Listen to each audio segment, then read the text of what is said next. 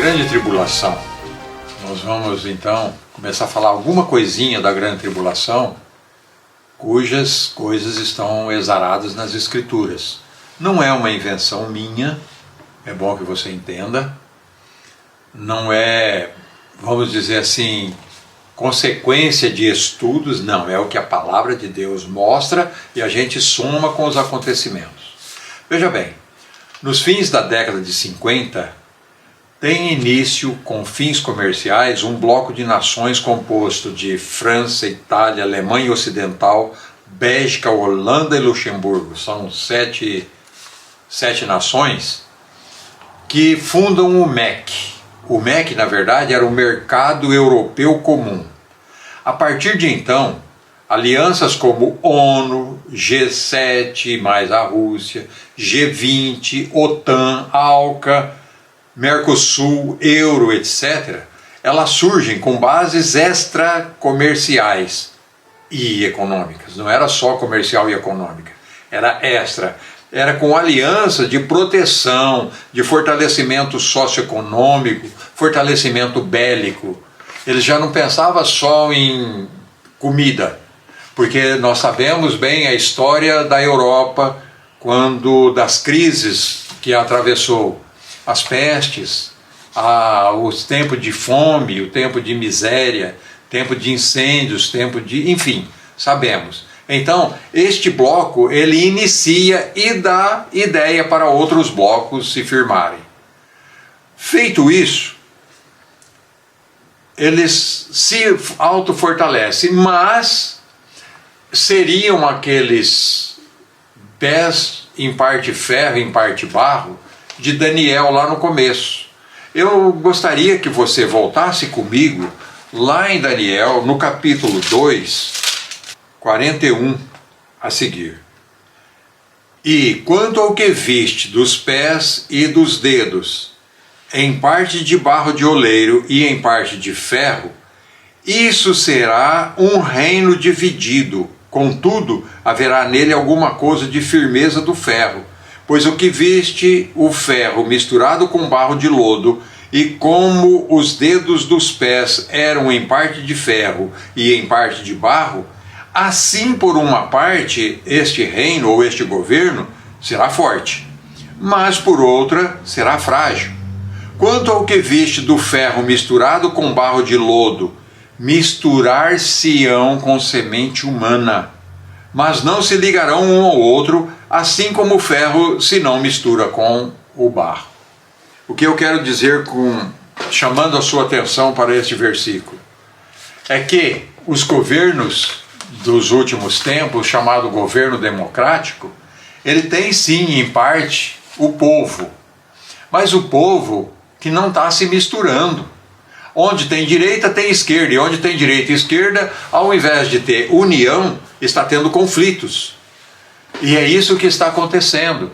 E aí vem o governo ditatorial, o governo que tem as armas, o governo que tem o poder lá no Congresso, nos congressos, nas câmaras, vamos dizer, nos tronos, por assim dizer. Esses governos, eles vão continuar mandando, matando, oprimindo, enquanto o povo se degladia entre si, quando na verdade deveria se unir para um governo de prosperidade para aquele país. Não, isso nunca acontece. Aí depois, quando estiver bem na derrocada, aí pode ser que eles se juntem, mas normalmente será tarde. E então, a gente tem essa noção no que está acontecendo. Eu pergunto, todos os países que compõem a OTAN estão de comum acordo? Mercosul, ele é uma potência como se esperava fazer? O G20 está bem dividido como era a coisa de 23, 25 anos atrás? Onde o Brasil era o líder em economia, o líder em condições, etc. e tal, e agora está bem lá atrás? Pois muito bem, é bom que a gente pense nisso. E a gente venha entender que a grande tribulação, ela já começa a mostrar uma fraqueza dentro das próprias nações, dentro dos próprios países. Um quer uma coisa, mas o outro quer segundo o seu interesse. E isso vai enfraquecendo. Após a derrocada de Gog com seus confederados, terá início uma corrida de uniões de blocos de nações com o intuito de fortalecimento mútuo de supergovernos, com destaque para a besta. Isso aqui, ela chega a me constranger e me deixar assim, apreensivo, porque isso aqui eu escrevi há mais de 20 anos. Isso aqui eu começo a lecionar há mais de 10 anos. E eu estou vendo uma realidade hoje diante de nós. Está cumprido. Veja bem, grupos se aglutinando num gesto mútuo de ajuntar para um supergoverno. E isso nós estamos vendo. E a passos largos e a olhos arregalados nós podemos ver. O que mais espera? Uma advertência para você é que somente a igreja que é lavada, que é remida com o sangue de Jesus, que tem as vestes branqueadas e que não leva pecado, a igreja que busca a presença do Espírito Santo para se fortalecer, esta igreja única vai saber que esse ser que vai vir, dizendo eu sou o Cristo, a igreja vai dizer que não. É por isso que ele virá com uma raiva tal que ele vai descer sobre a terra para matar, roubar, destruir, despedaçar e fazer em pedaços. Com uma gama de, vamos dizer assim, de potestades, de principados, de anjos caídos, de toda sorte de males, eles virá sobre a terra. Dê graças a Deus, desde já, e diga, Senhor, a minha esperança é estar contigo na glória, porque então lá eu estarei celebrando uma ceia, e não vendo esses horrores aqui. Todos esses governos estão convergindo para um supergoverno, e isso dá destaque para a besta. Apocalipse 3, de 1 a 10. Ali nós sabemos como isso funciona. E na esfera da segunda perna da estátua de Nabucodonosor, o segundo, que é o segundo, como eu já disse, o segundo advento do governo romano, já temos a corrida na busca de um governante, de um bloco unificado. Este bloco começa sempre com economia. E este bloco, nós sabemos que a segunda perna ela vai atuar onde atuou primeiro. Ela pode ter avançado e tal, mas ela vai atuar como atuou a primeira, no mesmo panorama, no mesmo cenário, nas mesmas nações. É ali que vai atuar. E já, você bem sabe, há alguns anos o euro, ele suprimiu todas as outras moedas de quem faz parte deste bloco. A preocupação é, será que é só econômica? É só para ser um governo unificado que tem uma moeda forte? Não, nós bem sabemos que não é. A história mostra que a Europa nunca foi unida. Sempre teve guerras, convergências, disputas territoriais, porque afinal de contas tem países aqui minúsculos, e quando ele se sentia poderoso, ele ia lá e tentava conquistar mais uma faixazinha e mudar os marcos para aumentar um pouco o seu território. Sabemos disso. Mas agora há uma paz, só que relativa. Essa paz, ela pode se transformar em guerra de uma hora para outra. E quando nós ouvirmos falar de guerra neste cenário, ela vai ser muito sangrenta, muito destrutiva. É por isso que já estão minando forças de algumas dessas nações que começam a crescer. Por que será? É porque está preparado já o cenário para este supergoverno.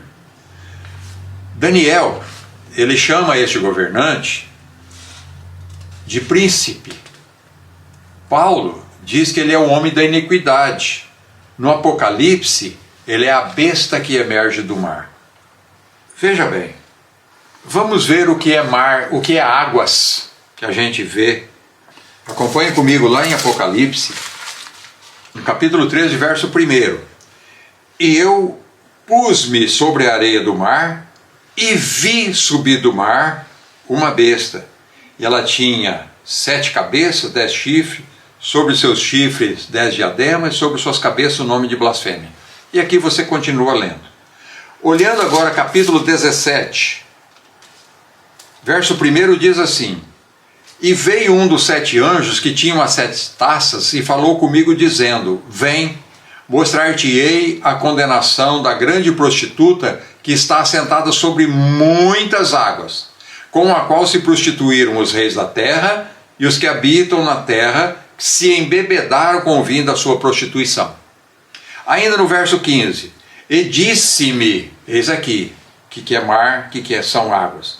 E disse-me: As águas que viste, onde se assenta a prostituta, são povos, e multidões, e nações, e línguas.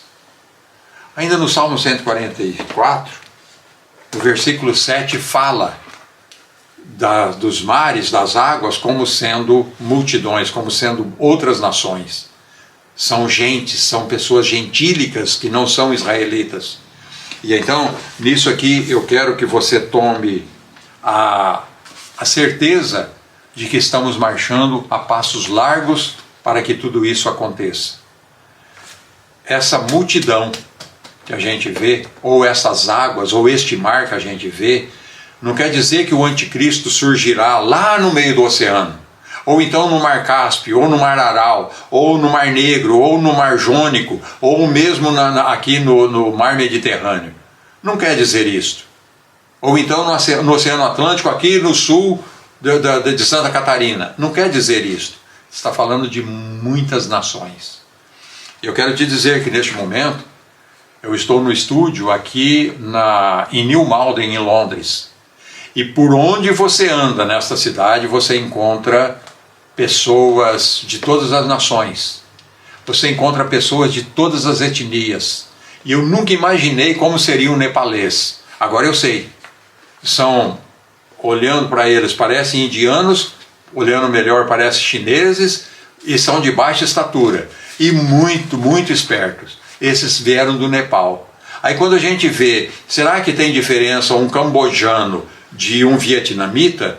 Quase não se vê diferença, mas tem diferença. E tem diferença de chinês com coreano? Ah, tem. Quando coloca os dois perto, você vai saber quem é. Então, para tudo isso, aqui é um mar. É um mar. Tudo indica que pode sair de uma cidade como esta. São Paulo também é plena de gente de todas as origens. Nova York também é plena de gente de todas as origens. O que importa é que a besta surgirá deste mar. Um mar de gente. Um homem talvez comum. Um homem talvez com uma influência boa. Aí começam a especular. Deve ser aquele que tem na mitra lá uma marca, e essa marca, se fizer isso, fizer aquilo, dá um número. Vou te explicar por que não pode ser. Para que Israel aceite um homem como Messias de Deus, ele precisa ser judeu. Mas por que eu estou falando de Israel e judeu? Porque quando tratamos das 70 semanas, trata-se de Israel. Ali não fala de nações gentílicas. Quando tratamos de escatologia bíblica, a gente fala de Israel. Não fala propriamente ainda de igreja. Quando a gente vê as profecias lá atrás, ela inclui a igreja, mas o tópico é Israel. E a culminação de Israel na 70ª semana. Só Apocalipse é que vem trazer foco direto para a igreja do Senhor. E é nisso que nós devemos estar focados. Veja bem, que para que eles, os judeus, aceitem uma pessoa como Messias, primeiramente ele precisa ser judeu, depois ser da tribo de Judá, depois ele tem que ser da linhagem de Davi. É ele quem fará uma aliança com muitos, para que Israel tenha de volta toda a área da Palestina. Seu templo é construído, para que seu templo seja construído, e ali Israel volte a sacrificar. Você sabia que o maior sonho de um judeu é voltar a sacrificar em Jerusalém? É para isso que eles oram incessantemente. Eles querem voltar a sacrificar ao Deus vivo na terra deles. Tem um salmo que diz, lá perto dos rios de Babilônia, nas margens do rio de Babilônia, nós pendurávamos os nossos salgueiros, pendurávamos no salgueiro as nossas harpas. E aí vinham aqueles que nos levaram cativo e diziam, canta um hino lá de Sião. E eles choravam muito e diziam, como podemos nós cantar um hino de Sião? Um hino que louva ao Senhor. Como nós podemos fazer isso em terra estranha e sendo cativos? Eles ainda continuam chorando. Eles querem voltar para lá e lá no templo cantarem hinos ao Senhor. Nós temos liberdade porque nós cremos no Deus que habita em nós. Nós cremos um Deus que Jesus disse que não importa se é em Betel, não importa se é em Samaria, não importa onde quer que seja, onde estiver dois ou mais reunidos em nome de Jesus, Ele está presente. E ainda Jesus fala para a mulher samaritana que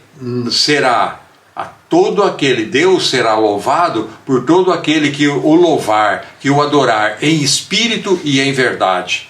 Nós temos em nós a verdade, Jesus é a verdade. Ele diz, eu sou o caminho, a verdade e a vida. Jesus ainda te diz que você tem que adorá-lo em espírito. E o Espírito Santo habita em nós, e quando nós não temos nem palavra para orar, nós simplesmente pedimos, Senhor, intercede por mim. Eu quero louvar a Cristo como Senhor e Salvador. Eu quero louvar a Deus Todo-Poderoso como aquele que vive e reina para todo sempre.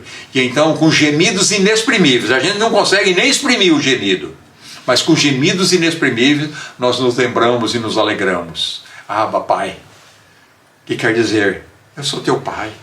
Ô meu Pai, cuida de mim. E aí então Ele vem e nos abraça e nos fortalece com a sua graça. Não desista de orar. Não desista de fazer qualquer outro tipo de coisa que não seja a adoração ao Senhor. Eu quero voltar contigo lá atrás, quando nós falávamos a respeito de Daniel, quando ele estava orando e que provocou uma batalha no céu por causa da oração. Você está lembrado que ele orava só para saber como seria esse último governo? E ele orou em jejum por 21 dias, já estava fraco, adoentado, e o anjo veio e fortaleceu ele e trouxe a resposta. E ele não pôde falar o que era, as palavras eram fechadas para os dias de hoje. Mas hoje nós podemos dizer, fala Daniel, a gente já está quase que sabendo de tudo, porque as coisas já estão reveladas. E para provar que quando ora há uma batalha, Efésios capítulo 4 diz que as nossas lutas não são contra a carne e sangue. Não é contra o opressor que vem em pessoa, mas contra os espíritos da maldade que o envolve. Contra as hostes celestiais da maldade que estão assentadas nos lugares celestiais. Lá eu enfoquei muito que o segundo céu é o lugar dessas entidades, onde estão. Mas é nesses lugares que se travam as maiores batalhas. Sabe onde? Quando você dobra o teu joelho e clama ao Senhor. E Ele te diz mais uma vez, clama a mim, e eu responder-te-ei coisas grandes e firmes que não sabes. Clame ao Senhor, na hora da sua indecisão, na hora da sua fraqueza, porque os teus olhos estão ungidos para conhecer quem é o verdadeiro Senhor. Cristo em nós é a esperança da glória.